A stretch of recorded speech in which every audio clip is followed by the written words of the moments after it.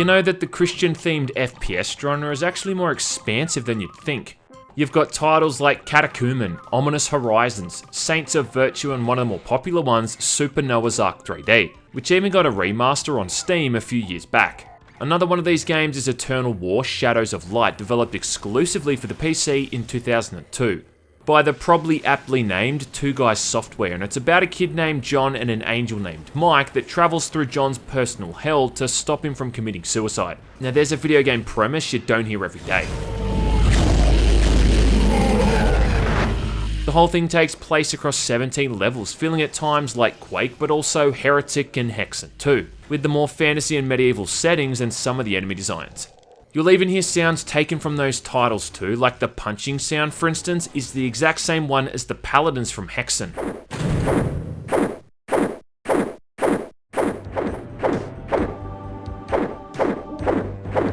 And the sound of picking up certain health items is the same sound the cleric's serpent staff makes.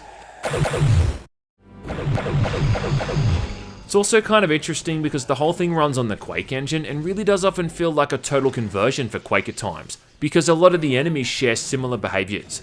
But that's not the best thing. The best thing is that I can actually play this without it crashing or shitting the bed, because Carmack is a coding genius and the Quake Engine still works on most modern rigs without all that much of an issue. So let's repent our sins, and what better way to do it than playing a Christian-themed first-person shooter. Come Sonny Jim, let's get enlightened.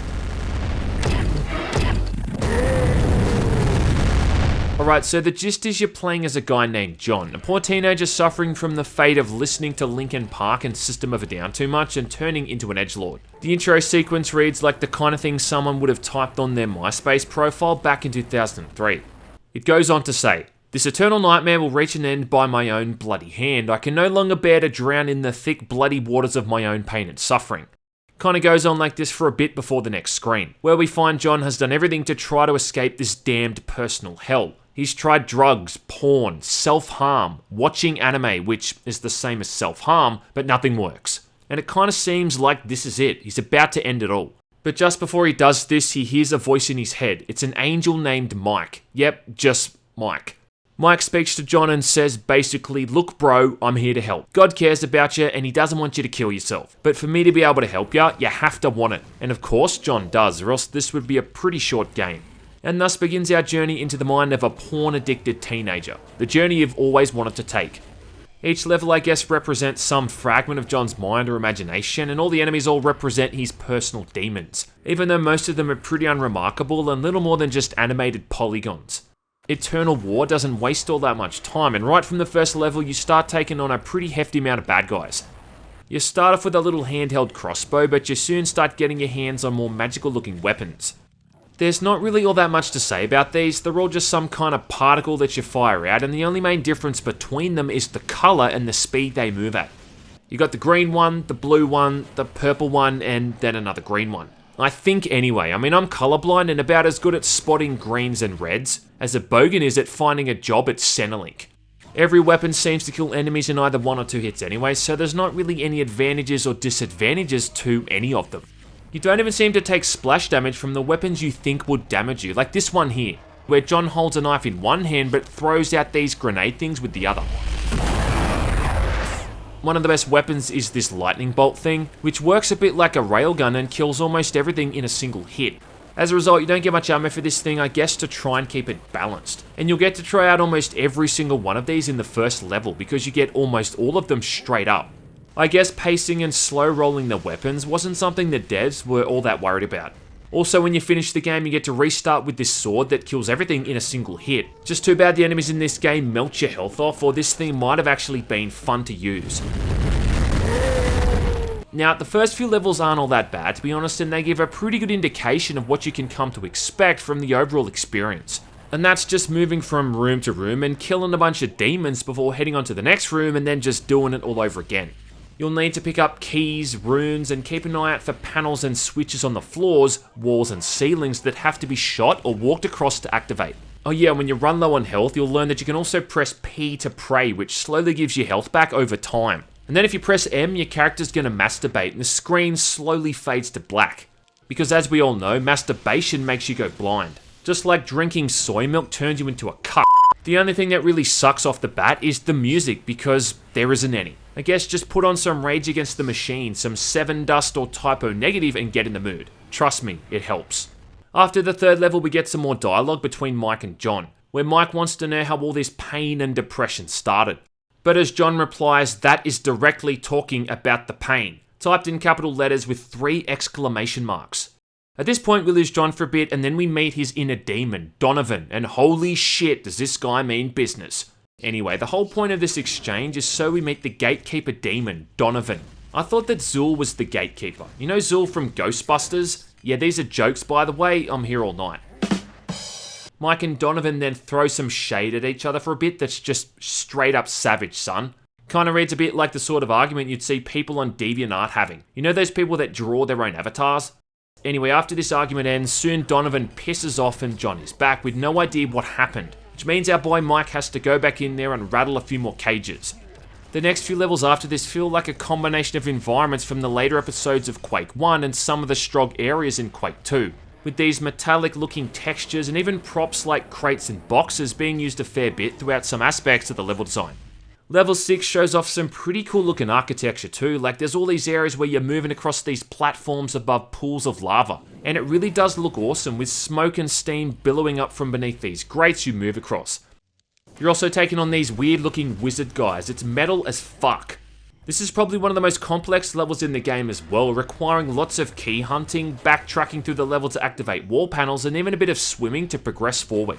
I really enjoyed myself throughout these areas, and there's some creative puzzles and a bit of verticality to the layout to make progression seem less confusing. Level 7's also kind of similar to this too, with more rooms that feature pools of lava. Then you've got some basic platforming thrown into the mix to make it a bit more challenging, as well as more of those floating wizards that fire off lightning spells. I mean, you almost forget that you're playing a Christian-themed FPS at times.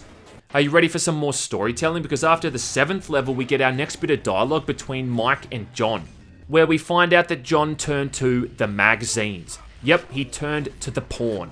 John then goes into some pretty deep descriptions about this, which leads me to believe that the person who came up with this plot might have written this character a bit close to home. But we don't have time to overanalyze this interaction because we've got some more inner demons to purge from this sinful, filthy mind. Level 8 again looks like something ripped straight out of Quake alongside level 9 and 10, but neither levels are all that challenging and just require remembering where certain doors are and grabbing all the keys.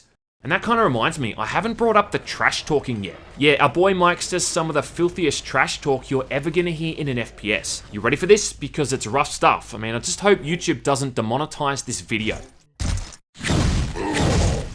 Does that sting? Moving on to map 11. This one is this sort of huge cathedral where you've got to activate 2 switches on either side of the level before you grab a silver key from an altar in the center of the map. And I think this whole area just looks awesome, and it's got this eerie bluish fog throughout. Not to mention you've got rooms like this with this massive throne adorned with flames and everything, like it's badass.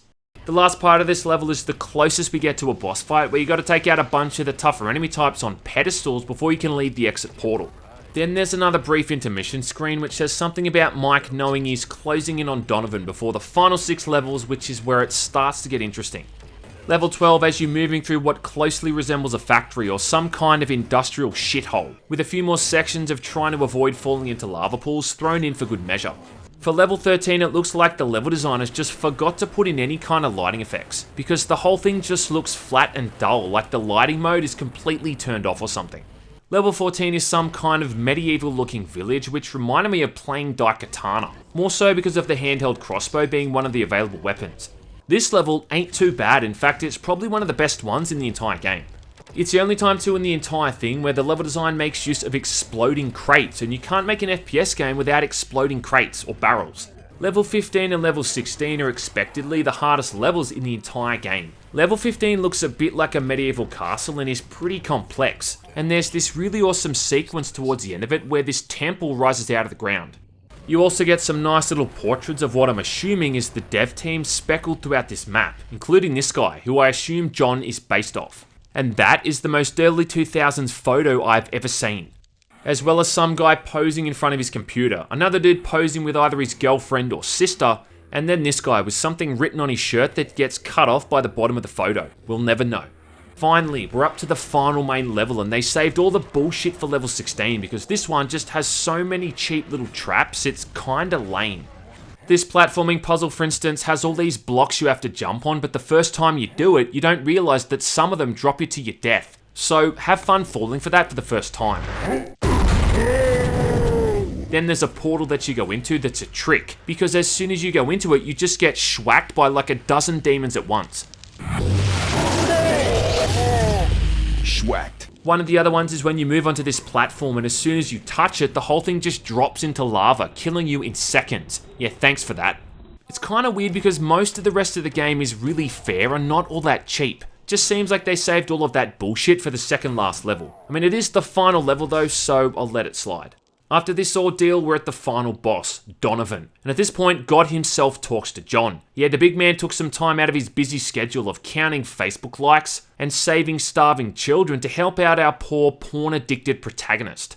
This final fight though is so weird and bizarre that I just have no idea what the hell is happening. Okay, so there's this statue that keeps appearing throughout the level, which I think is supposed to be Donovan. And then 3 other angel things spawn in to help you.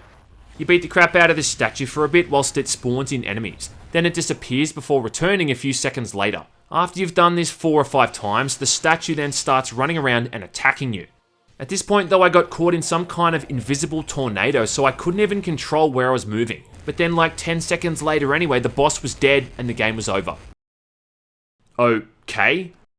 We then get a final message about not giving in to your depression and finding strength through God and all that kind of stuff. Then it throws you back to the first level with all of the weapons, and if you really want to, you can play through the whole thing all over again. End of the line for you. There's apparently a multiplayer mode too, but I couldn't get this thing working if someone held a gun to my balls.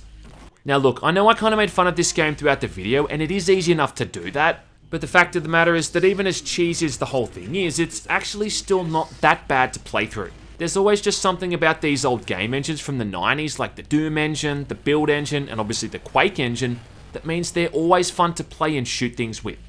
And that's why even though the content itself might be a bit weird and all that, the game and the shooting mechanics are still perfectly playable, because it's running on an engine that's got solid mechanics. Solid mechanics that don't really age that much. In fact, if anything, they've gotten better over time, like Jane Seymour and Jennifer Aniston. The other thing is that it's a game dealing with a pretty dark subject, and that's the whole thing of depression and suicide, which I mean really isn't the sort of thing you should be making jokes about. Maybe for the developer this was his way of trying to express the troubles and the torment he had when trying to deal with this kind of thing when he was younger. In which case I can't really make fun of that without coming across like a total dick. I've lost mates to depression and suicide in the past, and it's the kind of thing that's never going to be funny or something you can find humour in, unless you're some kind of edgelord. Probably the same kind of edgelord who thinks it's funny to create separate accounts on Discord to spam Hitler memes. I mean look, in Australia alone, stats say that 6 men commit suicide a day. 6 men. And 75% of overall suicides are blokes. So you know what, if nothing else, if this game serves as a wake-up call to remind us that this is the sort of thing that's going on, well, I'm cool with that. That'll teach you. You know, I've played a lot of first-person shooters, and I've played a lot of crappy ones too. I'm the guy who thought it would be a good idea to play through every single FPS CI games they've ever made, and somehow I managed to make it out in one piece. And truthfully, Eternal War doesn't even make it into the top 10 worst I've ever played. I don't even think it's in the top 20. It's available for download from moddb.com if you really want to check it out, even if it has been falsely labelled as running on the Quake 2 engine. Just remember to use the widescreen hack to get it working at a high resolution. Quick save often, and if you do keep touching that thing, you are going to go blind. Yeah, the whole thing is janky, cheesy, and batshit insane at times, but it's still better than No Man's Sky.